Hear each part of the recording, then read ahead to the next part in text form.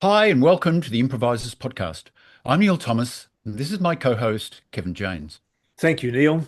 On the Improvisors podcast, we chat with performers about their histories, their practices, their conceptualizations around practice, and their current projects and aspirations. Who have we got on today, Neil?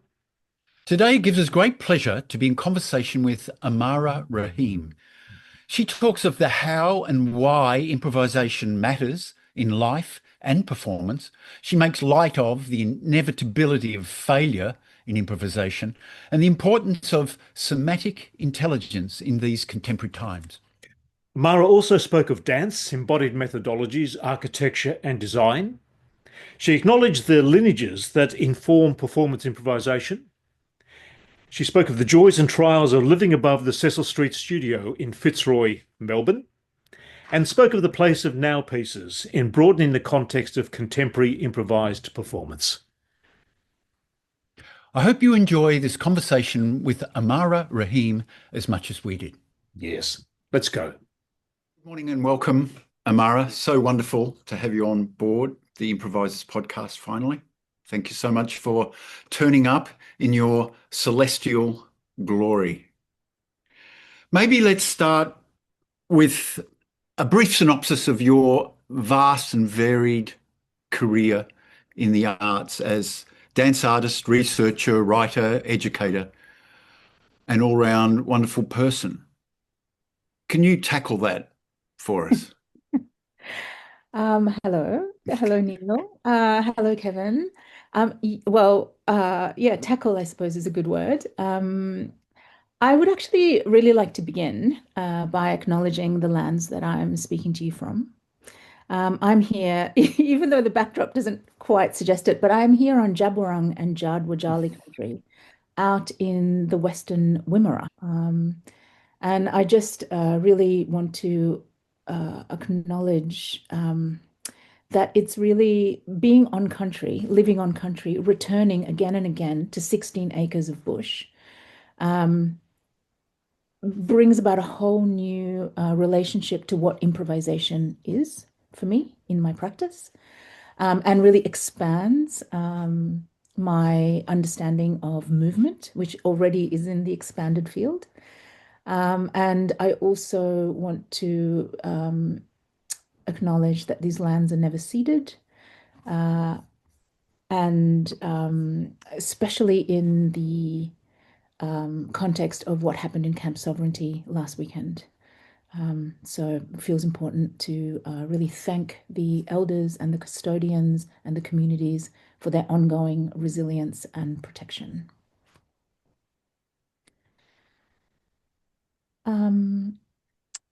So I'm a dance artist. I work across many disciplines. I also work across many cultures.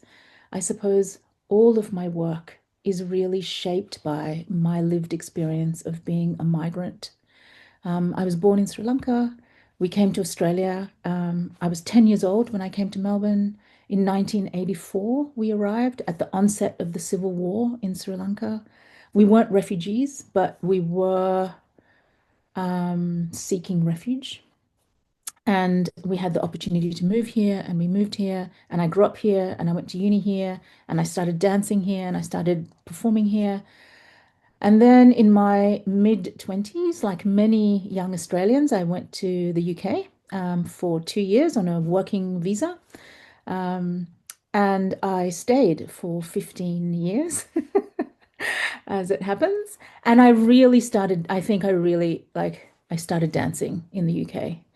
Up until then, I was kind of involved more, I would say, like I'm not so interested in disciplinary boundaries. However, I could say that I was involved in theatre. That was that was my entrance into performance, and then it really shifted into dance when I was in the UK. And I actually in my bio, I said that, because, what is a beginning or how is a beginning, like in one's artistic journey, right? So I could say that a beginning was encountering contact improvisation. And the way that happened was I was at a party in the 90s.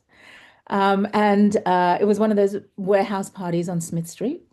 And I was talking to this choreographer, and I wasn't really dancing at the time. And she was making a work at Dance House on like this. So this is the like, let's go back to the mid 90s when like on mixed race like relations or something.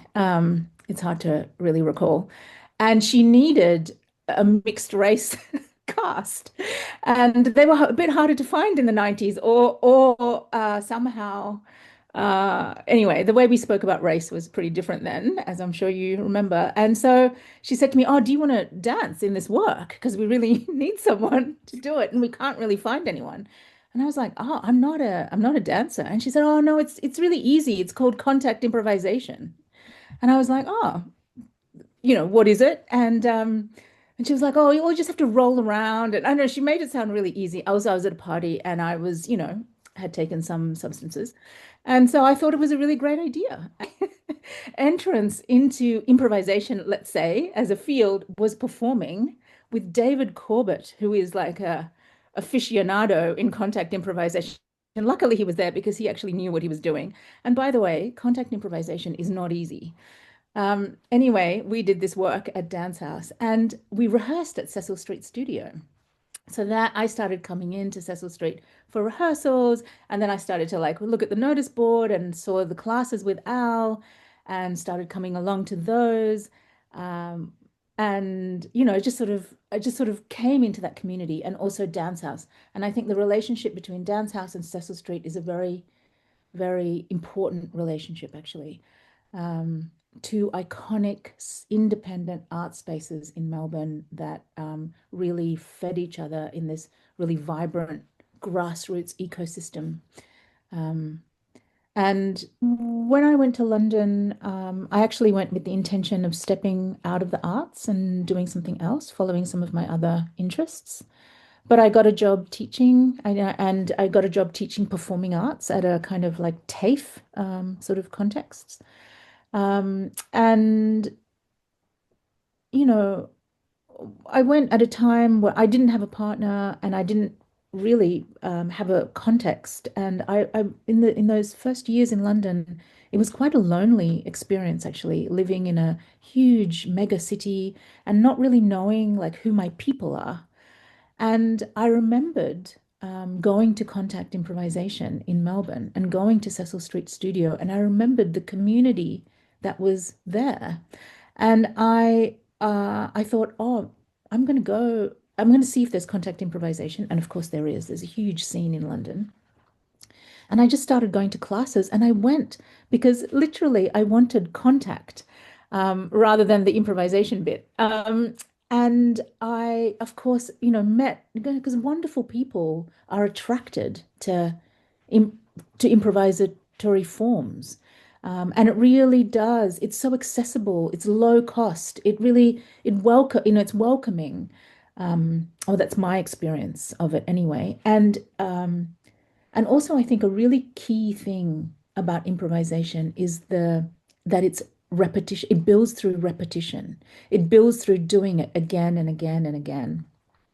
And so I would just go every Saturday morning, and I met a very key collaborator called Kate Hilder in London, who was introducing action theatre, which is a form invented by Ruth Zipporah.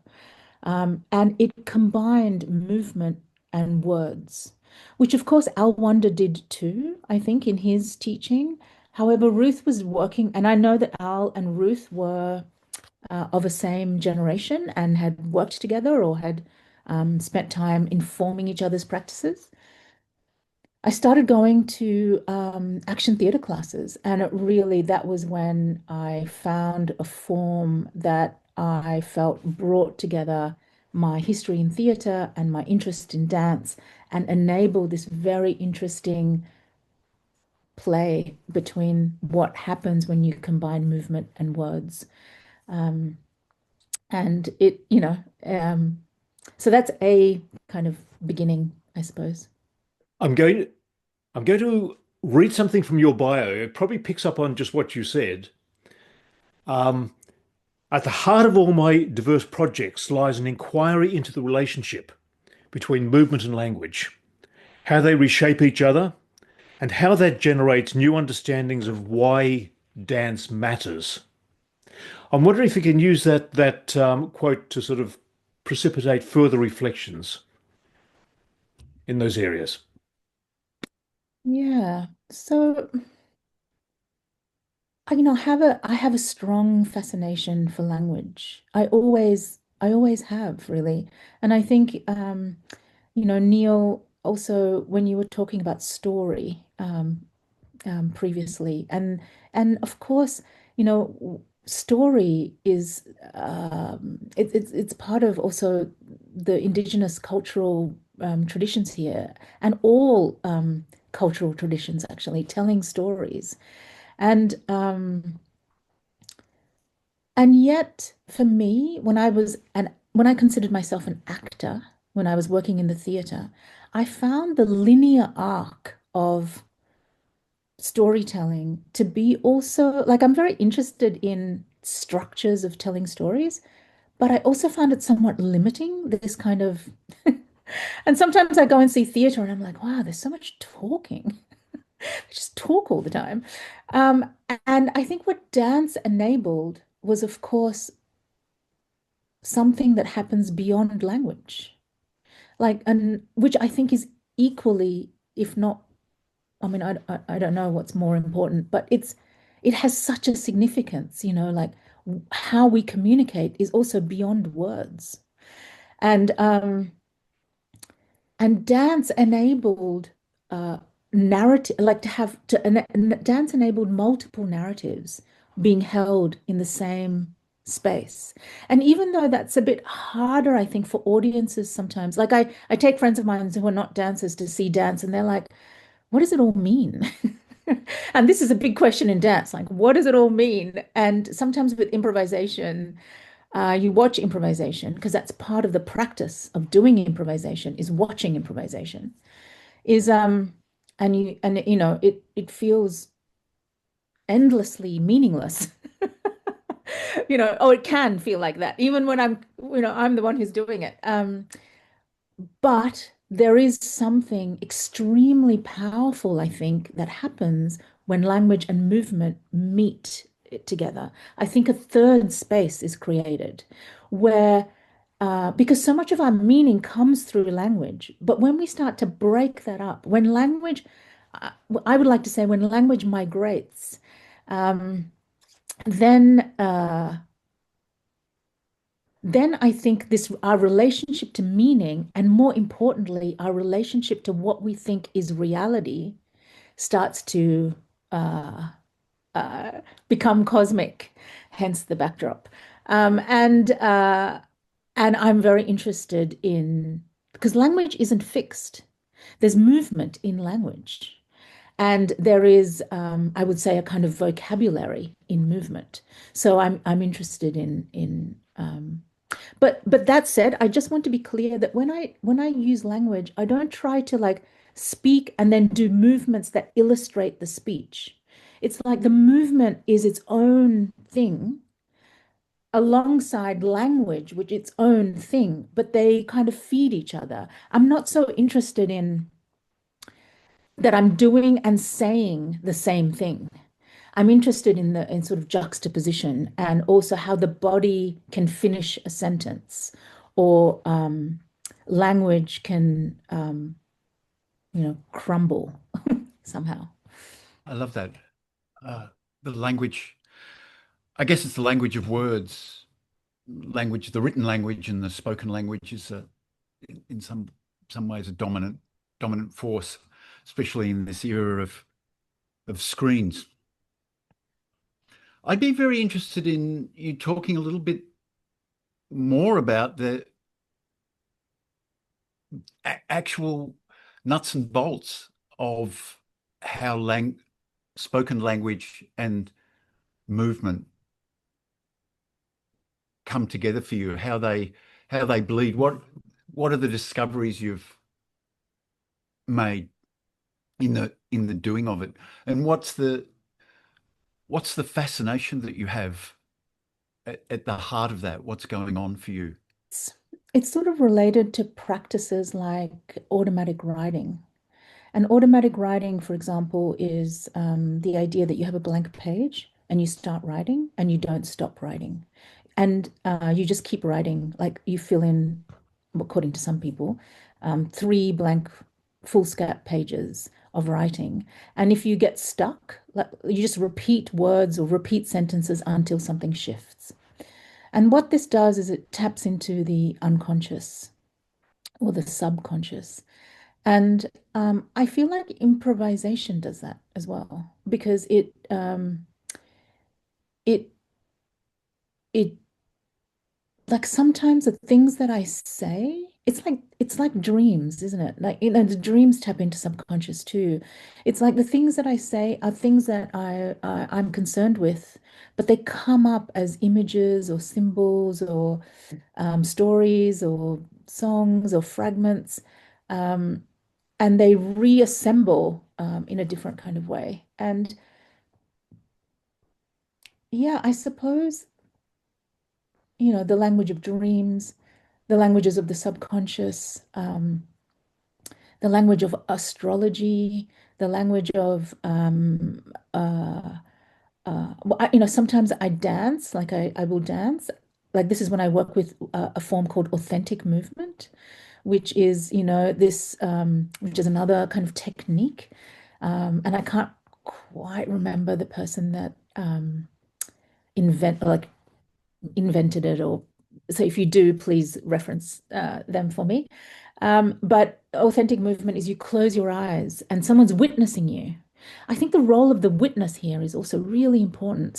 You're not alone in a studio with your eyes closed. Someone's watching you and holding space for you. And you follow, just follow movement after movement. You just follow what's coming up. You can sing, you can speak, you can make sounds, you can move, you can just lie down, like, whatever's there. And afterwards, I write. And the language that comes out of the body, that comes after having moved, is really different to language that comes out of other kinds of writing. It has much more water in it. It's much more fluid, or maybe it has more air. I don't know, or fire. It's hard to say, but it's slippery, I suppose. It's not sentences can abruptly they swim around, and I think they can also reveal things to us that don't get revealed in everyday interactions. And I think more than ever, we need these revelations to heal, ourselves, to heal our spaces and places and communities, and also in the world of I think creative intelligence and somatic intelligence is so important as we give our brains over to machines. AMAARA, there's so many areas I feel like we could spark off and head off into now.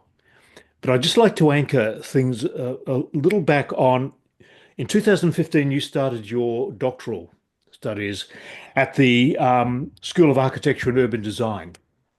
And when I think of you, I think of multidisciplinary and cross-disciplinary affiliations that you've always had in a way.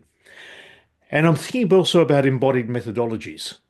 So I'm wondering if you could talk a little about, extend what you're saying now, but into that domain of embodied methodologies and maybe the doctoral studies you did in architecture and urban design, and speak a little about that before we could head off a little later, maybe to speak of Cecil Street and other areas that you'd like to introduce. But how about we head off into that place at the moment? So something that I I've realized about myself is that, you know, when I was growing up in Australia in the mid 80s and 90s, when I was a young adult, um, I was asked almost every day of my life, like, where are you from?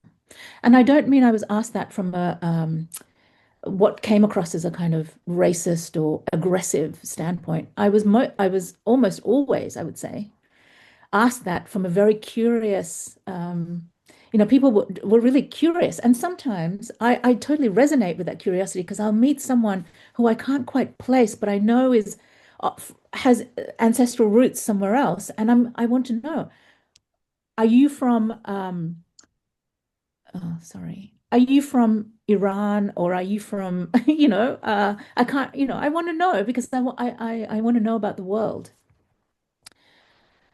But it was a very complex question for me because I'm the one who's asked every day. And it's a time when you're a teenager, when you're a young adult in the 90s, um, and then the reason I keep saying the 90s is because it was a different conversation around race. Nobody asks me where I'm from now. It's like people don't dare ask that question now. But or it's not okay to ask that question or something. But anyway, I never get asked that question except in rural Victoria, which is a few decades back in time. Um, uh, but and I just want to give the context. I would be, my mother and I would be at the petrol station, and this great, beautiful young white couple would come up and go, "We've been debating, like, she thinks you're from Fiji, and I think you're from New York. Like, could you tell us?" These kinds of interactions would happen on a daily basis, and I would say, I would experiment, and I would say, I'm Australian. Because at the time, I really wanted to be Australian. I was Australian. I wanted to be Australian. I didn't want to kind of reinforce that I'm Sri Lankan. But then when I said I'm Australian, people thought I was Aboriginal. And then there would be these other thorny questions like, oh, what's your mob? Or what's your tribe? And then I'd have to kind of go, oh, I'm actually Sri Lankan, I'd have to admit. And I kind of felt that I was never allowed to be Australian. But then I went to England and people would say, where are you from? And I would say, I'm from Australia. And that was totally acceptable in England. And I became Australian living in England. And I feel like that is also how I dance. I'm not a dancer in dance, in the world of dance. But when I step into another continent or another discipline, I can say I'm a dancer, and it's somehow acceptable in a way that, because of course, in improvisation, as it is practiced by those of us that work with a very Northern European tradition that comes through our Wunder and Ruth Zipporah and Simone Forti and the Judson Church Collective and all of those lineages, Steve Paxton, I'm just naming like the key sort of players. Those of us that practice these kinds of improvisation are on the margins and grey lands. I mean, Cecil St Studio was not a government-funded studio. It existed as an artist-led, artist-funded space that was really in the grassroots and underlands of dance. And it's sort of like I see it as part of the soil. It wasn't of the trees, tops, and branches of the Australian scene. It was where like the worms, like quietly burrowed underneath. And a lot of it was undocumented, and a lot of it was because it was also under-resourced. And that's one of the things that's really kind of a very interesting thing about improvisation in that field, in that genre, because we funded it. We all funded it. and Cecil Street was a venue, it was a kind of venue for hire, and it was the cheapest venue for hire in Melbourne. So there's something about being on the margins and edgelands of dance, and then moving into architecture. And architecture has a long history with choreography. It has a long history with movement, and they embrace movement artists in arch. They're very interested in movement because, of course, architects design spaces to be lived in, to be inhabited, to be moved in. They're very interested in pathways of movement. So for me, when I came back to Melbourne in 2015, after having lived in London for over a decade, I wanted it just felt like I applied to the School of Architecture and Design because it was so exciting for me I love being at the table with architects and engineers and urban planners and scientists, and being a choreographer or a dance artist at that table and saying, what dance does is relevant, or is it relevant? To the kind of vital questions of our time. And I was very lucky to have been given a place there and a full scholarship. And my work was really looking at the question of in residence. So, just very briefly, there are hundreds of artist residencies all over the world. And there are artist residencies in museums and galleries and schools, as we know, but there's also artist residencies. For example, at the Australian War Memorial has an artist residency program. The New York City Sanitation Department has an artist in residence. The Bank of Melbourne has an artist in residency program. There's a underground physics lab in a Stawell gold mine that has an artist in residence. So it's not just in the arts. There are countless organizations bringing artists in, and yet so little is known about this, and so little sort of research and scholarship on the framework of in residence. And for me, the question of residing is such an important question in my life, with multiple residences. And also how we reside in our bodies, and the role of improvisation in that moment to moment, sort of, how we live is an ongoing improvisation day to day. And so it became the subject of my research. Yeah. I think it'd be wonderful to talk a little bit more about Cecil Street. And I know you've done some writing on it. So would you be willing to share that with us now, AMAARA? Yeah, okay. Yeah, sure. So just a little bit of context. This is some writing that is a kind of in progress, but one of the chapters of okay. I moved into Cecil Street Studios because for those of you that don't know, it's a studio, a dance studio, and above the studio was a room that was let out to artists within the community of Cecil Street, basically. It was never really advertised because I don't think it was actually legal to live there. Anyway, don't tell anyone. And so within the community, and I moved in, and a year after I moved in, the building was sold, and it was the way we found out was that I woke up one morning and I went downstairs, and there were demolition notices pasted all over the building. And I remember ringing up one of the board members and going, are you demolishing my home? And they didn't know. I mean, it was sort of sold under our feet, and because it was rented, of course. None of us dancers owned it. And I mean, it was on the car. It had been a dance studio for 21 years. It was actually a great act of philanthropy on the behalf of the people that owned that building, because it was prime real estate in the middle of Fitzroy. And it was on every year we would sort of, there were many times when it could have been sold and it wasn't. And then finally it was sold. And so as I was doing my PhD and I was living at Cecil Street and it was earmarked for demolition, I started to think about the building as an archive, as a structure of loss and a lost structure.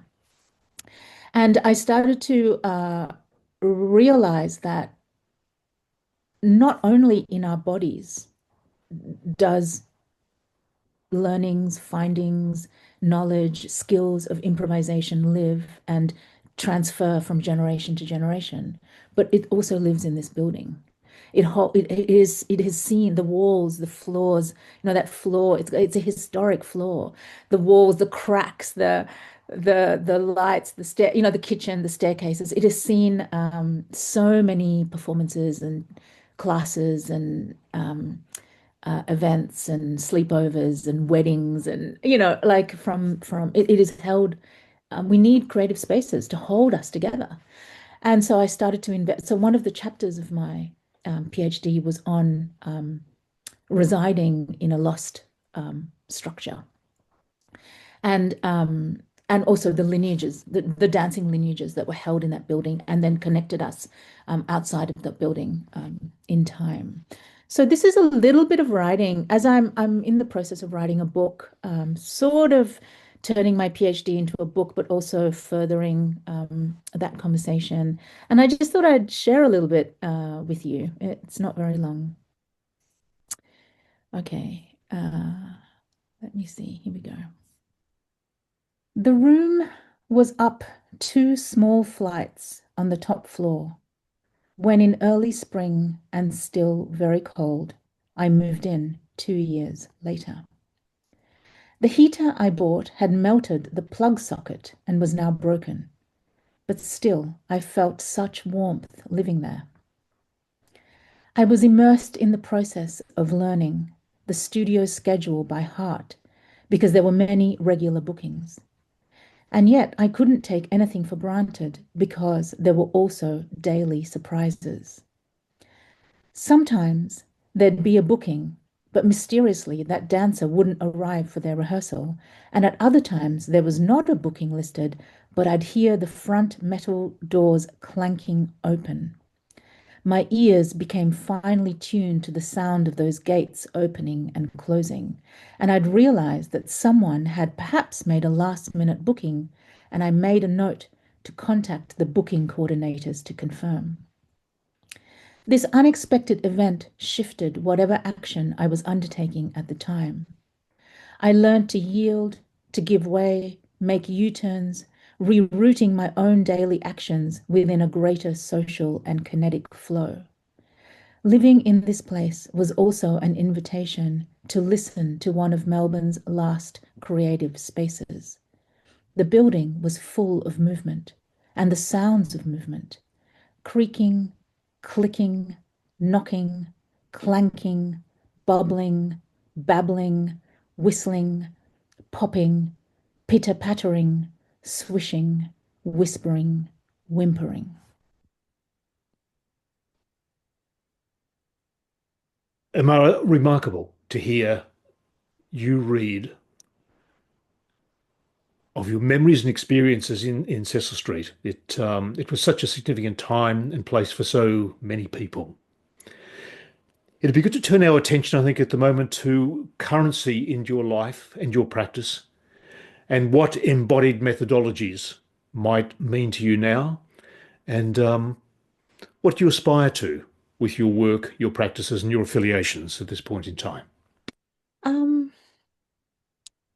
Yeah, I mean, maybe I would like to answer that question by talking about Now Pieces, which is a project that you set up, Kevin, at Dance House, I think towards also the end of the life of Cecil Street.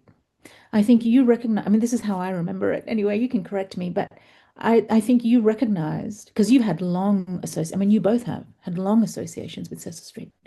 And I think you recognized, okay, in this turn of this chapter, that maybe a new home, somehow a new home, was needed for this community. And I think you reached out to Dance House, of which we already, all of us in different ways, had ongoing connections, and curated this. I mean, the title is so fantastic, I have to say, Now Pieces. And it was a platform for improvisation artists to come and do what we've been doing for a long time, which is, keep practicing through performance. And I was invited to, you had to take a break from it in 2022. And I was invited, Ashley Dyer, who was the program producer at Dance House, invited me to step on board and be the lead curator, he called it, of Now Pieces. And I have been curating platforms for improvisation for a long time, because I think, as all three of us and this community realizes, is that festivals and organizations, it's not easy for them to give platforms for improvisation because they don't know what's going to happen in an improvisation. You can't, like, sometimes it could be, I mean, as we know, amazingly, what Andrew Morris says, the fairies have come into the room, and they're doing they're shooting stars, as we can see. And other times, talk about failure, talk about fear, talk about like the heart-wrenching shame of standing up there and listening to yourself and watching yourself completely and utterly fail at doing anything, and wanting to never do this again, and wondering why on earth you stood up anyway. It's so easy, isn't it, to kind of think the self-critic that comes up. I mean, in art practice in general, but in improvisation, because you're trying to make as you go. And anyway, we all know that. And I think it's an important thing to speak about, because it's not, I think it's such an amazing confrontation with fear for me. The fear of being seen, and also having this relationship with failing and then standing up and doing it again, and practice.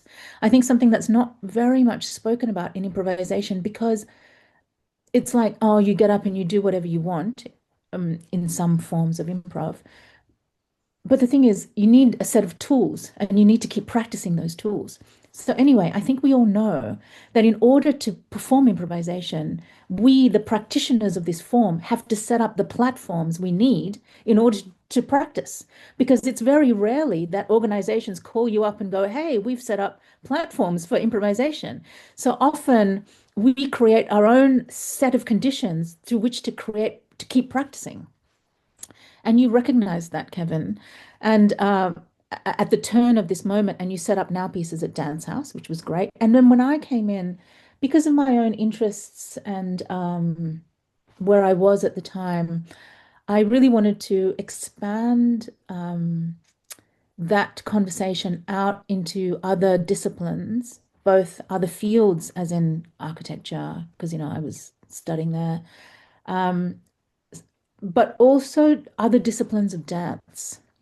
Because I think it also needs to be recognized that the kind of work we do that comes out of the genre of this Northern European American is quite a white space. And it's a particular generation that had access to Al, really, and Andrew Morris and Peter Trotman, who are still working and performing. But I started to think about, must be, street dance. That's a whole improv form.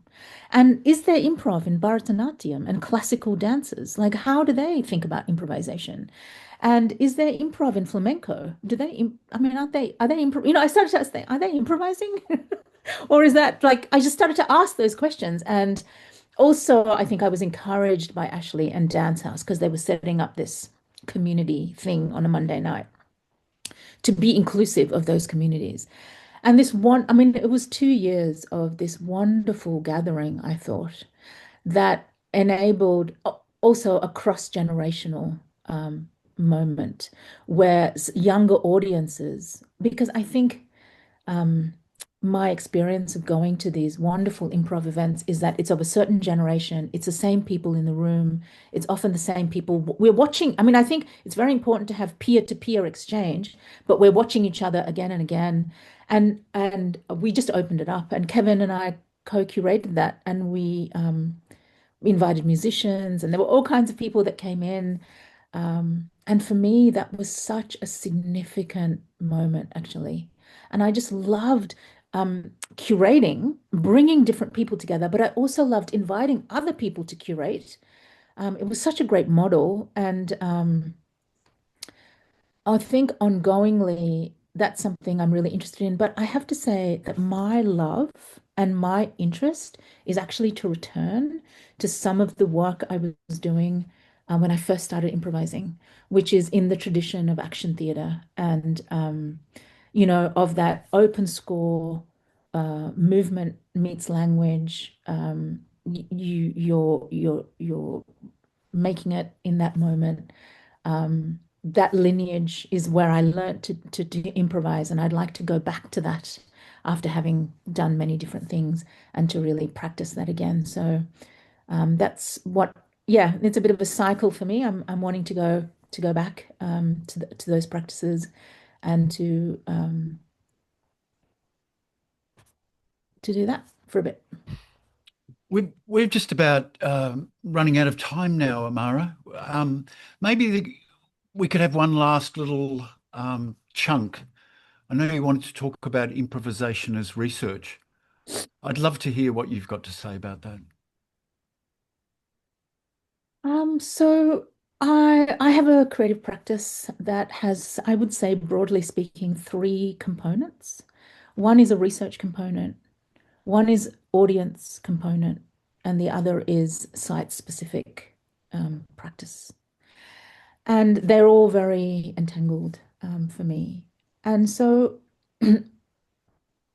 improvisation is how I dance. I never really learned how to learn long sequences of material and then repeat it. I mean, I freeze in those classes.